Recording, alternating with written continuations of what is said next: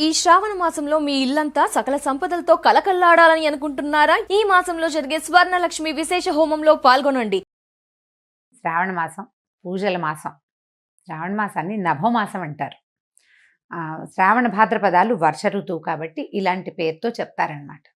అయితే ఈ వర్షాకాలం కావటం వల్ల ప్రకృతి పరమ శోభాయమానంగా ఉంటుంది, ప్రశాంతంగా ఉంటుంది. కొంచెం వానలు అడ్డం వచ్చినప్పటికీ షాపింగ్లకి పూజలకి పెద్దగా ఇబ్బంది ఏమి ఉండదు.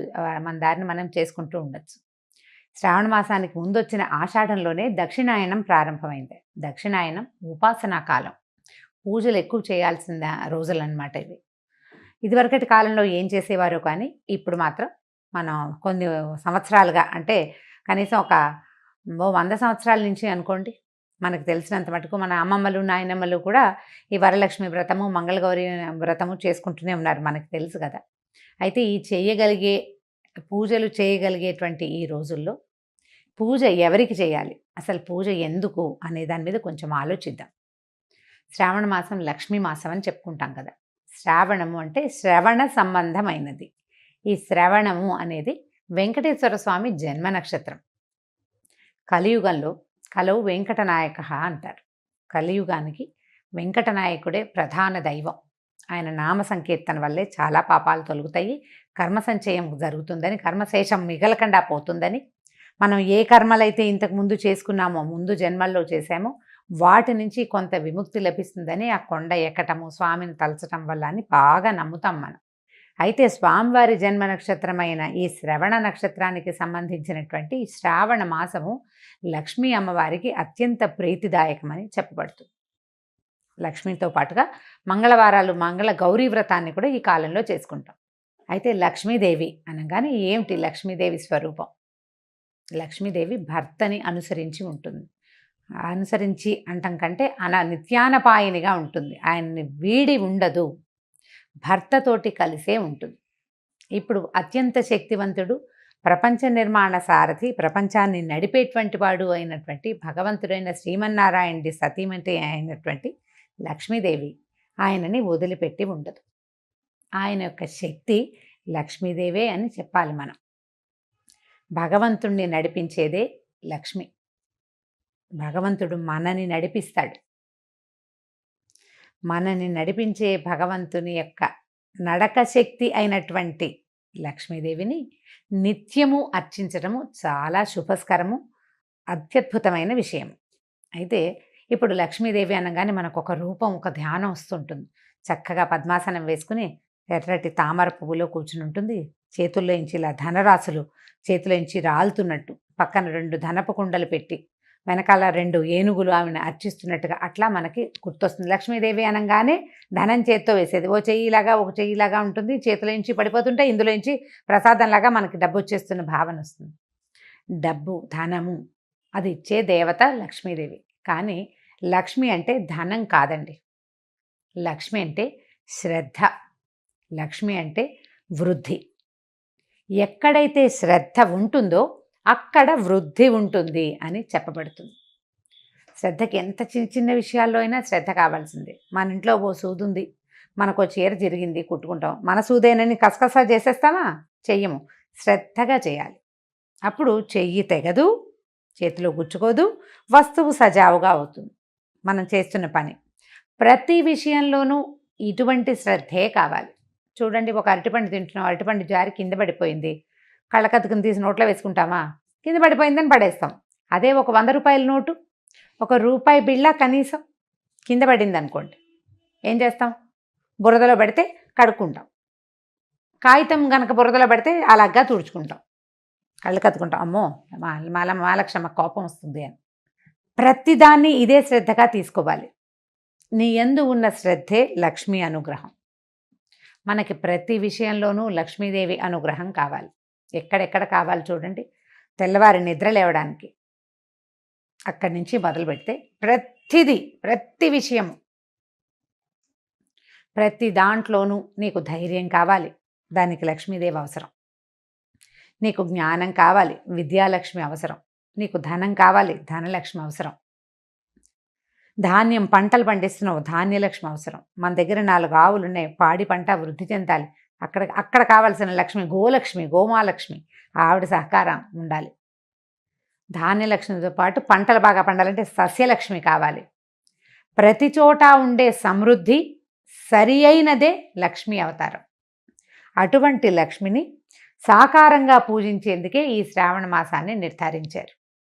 సాకారంగా పూజించాలి అంటే మనం చక్కగా ఒక కలశం పెట్టుకుని ఆ కలశానికి చక్కగా అలంకారం చేసుకోవటం, మామిడి మండలు వాటితోటి అలంకరించుకోవటం, మామిడాకులతో అలంకారం చేసి ఒక కొబ్బరికాయ పెడతాం, దానికి ఒక వస్త్రధారణ చేస్తాం కలశానికి. కలశంలో లక్ష్మీదేవిని ఆవాహన చేసుకుంటాము. ఓ చిన్న ప్రతిమ ఏదైనా పెట్టుకుంటాము. కొద్దిగా బంగారమైన శ్రావణంలో కొనుక్కోవాలనుకుంటాము. ఈ బంగారం వృద్ధవుతుందన్న నమ్మకంతో, శ్రద్ధతోటి కొన్న వస్తువు వృద్ధవుతుంది. అదే పాయింట్. ఇట్లా మనం ప్రతి సంవత్సరము చేస్తే బోల్డ్ సంవత్సరాలు గడిచే కొందికి బోల్డ్ బంగారం తయారవుతుంది. అయితే ఏటా వచ్చే పూజకి పెద్దగా చెప్పుకునేందుకు ఏమీ ఉండదు. కానీ ప్రతి సంవత్సరము మనం చక్కగా ఇళ్ళు వాకిళ్ళు బాగు చేసుకుంటాము, దేవుడి గది బాగా శుభ్రం చేసుకుంటాము, కొత్త ప్రతిమలు ఏమైనా కొనుక్కొని తెచ్చుకుంటాము, కొత్త బట్టలు కొంటాము, కొత్తగా ఒక లక్ష్మీ రూపు కొనుక్కొని తెచ్చుకుంటాము. పుట్టింటి వాళ్ళు ఇస్తారు, అత్తవారింటి వాళ్ళు ఇస్తారు. ఎవరికైనా ఏదైనా ఇవ్వదలుచుకుంటే శ్రావణ మాసంలో ఇస్తే ఫలితం బాగుంటుంది. బోలెడన్ని తెలుస్తూ ఉంటాయి. ఈ మార్గంలోనే నిత్యము లక్ష్మీ ఆరాధన చేయడానికి ఈ నెల రోజులు అత్యంత శ్రేష్టమైనవి.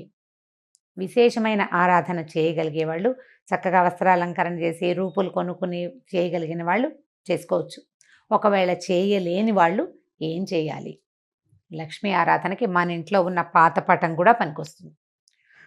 చక్కగా పటం తుడుచుకోవటం, అమ్మవారికి కొంచెం పసుపు గంధం పెట్టి బొట్టు పెట్టడం, తర్వాత ఒక దీపారాధన చేసుకోవటం, 4 పువ్వులు తోటి అర్చన చేసుకోవటం, లక్ష్మీ అష్టోత్తరం లాంటివి చదువుకోవటం. అష్టోత్తరం అంత పెద్దది రాదు. ఇంద్రుడు చేసినటువంటి మహాలక్ష్మి అష్టకం 10 శ్లోకాలు ఉంటాయి. చిన్నదే. ఆ 10 శ్లోకాలు చదువుకోవటం. అంత పెద్దది రాదండి మాకు, ఒక్క శ్లోకం వచ్చు. లక్ష్మీ క్షీర సముద్ర రాజతనయాంతోటైనా సరే ఆ శ్లోకం చదువుకుని అమ్మవారికి శ్రద్ధగా పువ్వులు సమర్పించి, బెల్లం ముక్క పంచదార దగ్గర నుంచి మీరు రవ కేసరి వరకు ఏది చేసి పెట్టినా సరే శ్రద్ధగా చేసి అమ్మవారికి నివేదన చేసుకోండి. ఈ నెల రోజులు ఇలా శ్రద్ధగా ఆరాధించిన వాళ్ళకి అన్ని విధాల సర్వతోముఖాభివృద్ధి లభిస్తుంది. బాగా సాంగంగా చేయగలిగిన విధానంతో చేసుకోగలిగిన వాళ్ళు చేసుకుంటారు. చేసుకోలేకపోయినా కూడా మాకు రాదు కాబట్టి మేము చేయలేము అన్న భావన పడద్దు. అసలు పూజకి రావడం కాదు కావాల్సింది, శ్రద్ధ కావాలి. శ్రద్ధతోటి లక్ష్మీ ఆరాధన చేయండి. లక్ష్మీ ఆరాధనలో భాగంగా అసలు లక్ష్మీదేవి ఏ ఏ విషయాల్లో ఉంటుందో చూద్దాం. ఎవరి దగ్గర లక్ష్మి ఉంటుంది? లక్ష్మి అంటే డబ్బు అనుకోవట్లేదు కదా, మనం చాలా విషయాలు చెప్తున్నాం. లక్ష్మి చాలా ఇష్టంగా ఉండే ప్రదేశాలు కొన్ని ఉన్నాయి. అవి ఎన్ని ఉన్నాయండి? కనీసం ఒక 30-40 నేను చెప్తుంటే అలా లిస్ట్ వచ్చేస్తూనే ఉంటుంది. శుభ్రమైన వస్త్రాలు, శుభ్రమైన ఇల్లు, అలంకరించిన వాకిళ్ళు, పోట్లాటలు లేని ఇల్లు, ఏకీచులాటలు లేనటువంటి సంసారాలు, మన బియ్యం బస్తాలు, బియ్యం డబ్బా, పసుపు డబ్బాలు, పసుపు కుంకాల్లో లక్ష్మీదేవి ఉంటుంది. ఆమెకి ఇష్టం ఆ రంగులు, అక్కడ ఉంటుంది. అందుకని చూడండి, మన ఇంట్లో పసుపు కనుక చివరికి వచ్చింది అనుకోండి, అయిపోయింది పదం వాడనివ్వరు, నిండుకుందనమంటారు. అయిపోయింది అనకూడదు, ఖాళీ చేయకూడదు. అసలు బియ్యం డబ్బాని కూడా ఖాళీ చేయరు, చివరికి 2 గింజలు వెనక్కి వేసుకోవాలి. అలా ఖాళీగా ఉంచకూడదు. అవన్నీ లక్ష్మీ స్థానాలుగా భావిస్తాం. ఇతరులకి సేవ చేసే వాళ్ళకి, ఇతరులకి సహాయం చేసే వాళ్ళ దగ్గర, ఎవరైతే పరమత సహనంతో మెలుగుతారో వాళ్ళ దగ్గర, ఏదైనా తగాదా వచ్చినా తిరగబడి మాట్లాడకుండా ఎవడుంటాడో వాడి దగ్గర, వాడి సహనంలో లక్ష్మి ఉంటుంది. చిన్న పిల్లల్లో, పెద్ద వృద్ధుల్లో, శుభ్రమైన మంచాల మీద, మంచం కూడా లక్ష్మీ స్వరూపమే. మన ఇంట్లో మనం వాడుకునే తిరగలి, రోకలి, రోలు, గుండ్రాయి, ఇవన్నీ కూడా లక్ష్మీ స్వరూపాలే. వీటితోటి మనం ఎంత శ్రద్ధగా ఉంటున్నాము అనే దాన్ని బట్టే లక్ష్మీ కటాక్షం మన మీద ఎంత ఉంటుంది అనేది ఉంటుంది. దేనిని పారేయకూడదు. అన్నం వృధా చేయని ఇళ్లల్లో లక్ష్మీదేవి ఉంటుంది. ఎప్పుడూ వెలుగ్గా ఉండటం, నిత్యము దీపారాధన చేయబడ్డం, సాయంకాల సంధ్యావేళల్లో తలుపులు వేసుకోకుండా లైట్ వెలిగించి తలుపు తీసి పెట్టుకోవాలి. ఆ సమయంలో లక్ష్మీదేవి యొక్క ప్రవర్తన బాగుంటుంది. ఆవిడకి ఇష్టం అనమాట అది. ఆవిడ ఎప్పుడు నడిచి వస్తూ ఉంటుంది బయటికి లోపలికి. పువ్వులతో అలంకరించిన దేవతా స్వరూపాల్లో లక్ష్మి ఉంటుంది. జలంలో లక్ష్మి ఉంటుంది. పాత్రలలో లక్ష్మి ఉంటుంది. వీటన్నిటినీ మనం శుభ్రంగా ఉంచుకోవాలి. ఇలా శుభ్రంగా ఉంచుకున్న వాటి వల్ల మనకి లక్ష్మి పెంపొందుతుంది. పాత్రలు శుభ్రంగా ఉన్నాయి, ఆరోగ్యం పెంపొందుతుంది. మంచం శుభ్రంగా ఉంది, చక్కని నిద్ర పడుతుంది, మరునాడు చక్కగా పనిచేస్తాం మనం. ఇల్లు శుభ్రంగా ఉంటే ఆరోగ్యము బాగుంటుంది, పవిత్రంగా ఉంటుంది, ప్రశాంతంగా ఉంటుంది. ప్రతి వాళ్ళకి జీవితంలో ఏవో కావాలని ఉంటుందండి. అన్నం లేని వాడికి అన్నం కావాలి, అన్నం నీళ్ళు 4 అందేవాడికి ఇంకొంచెం బెటర్మెంట్ కావాలనిపిస్తుంది. ఆ బెటర్మెంట్ కూడా ఉన్నవాడికి ఇంకా పైకి ఎదిగిపోవాలనిపిస్తుంది. ఆ పైకి కూడా ఎదిగాక వాడికి చిత్తశాంతి ఉండదు, వాడికి మనశ్శాంతి కావాలి, శాంతి లక్ష్మి అవసరపడుతుంది. ఇవన్నీ ఉంటే ఆరోగ్యం ఉండదు, ఆరోగ్య లక్ష్మి అవసరపడుతుంది. వ్యక్తులు ప్రతి వాళ్ళు ఏదో ఒక లోటుతోటే ఉంటుంటారు. ఈ లోటులు ఎక్కడ పూరింపబడతాయంటే పూజ వల్ల పూరింపబడతాయని అనుకోకూడదు, శ్రద్ధ వల్ల పూరింపబడతాయి. మనం ఏ పొరపాటు చేస్తున్నాం, దేనివల్ల నాకు ఇది వస్తోంది ఈ సమస్య అని మనకు ఆలోచన వస్తే చాలు. ఆ విషయాన్ని శ్రద్ధతోటి సరి చేసుకుంటే మనకు కావాల్సింది సమకూరుతుంది. వ్యక్తుల యందు ఉండేటువంటి శ్రద్ధే సాక్షాత్ శ్రీ మహాలక్ష్మి స్వరూపం. ఈ శ్రావణ మాసాన్ని మన యొక్క శ్రద్ధామాసంగా మార్చుకోండి. రోజు ఒక కథ విని ఒక ఇది చేసి కార్తీక పురాణంలాగా మా శ్రావణ లక్ష్మి పురాణం అని భావించొద్దు.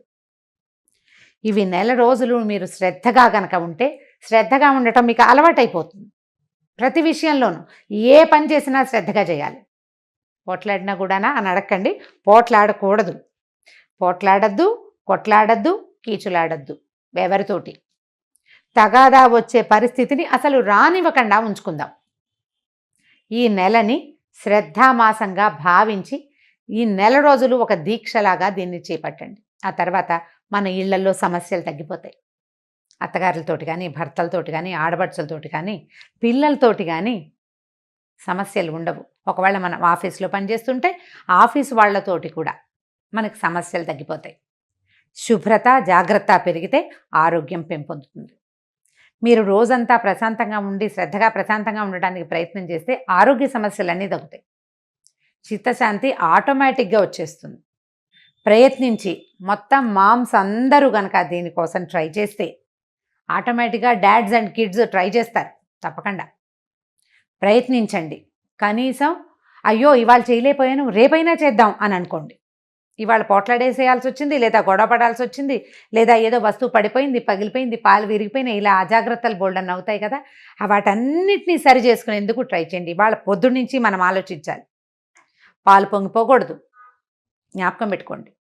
పాలు పొంగకూడదు, మన వేళ్ళు గీళ్ళు తెక్కకూడదు, మనం కాలుజారి పడిపోకూడదు, జాగ్రత్తగా ఉండాలి. అన్నం వృధా కాకూడదు, ఏ వస్తువు వృధా కాకూడదు.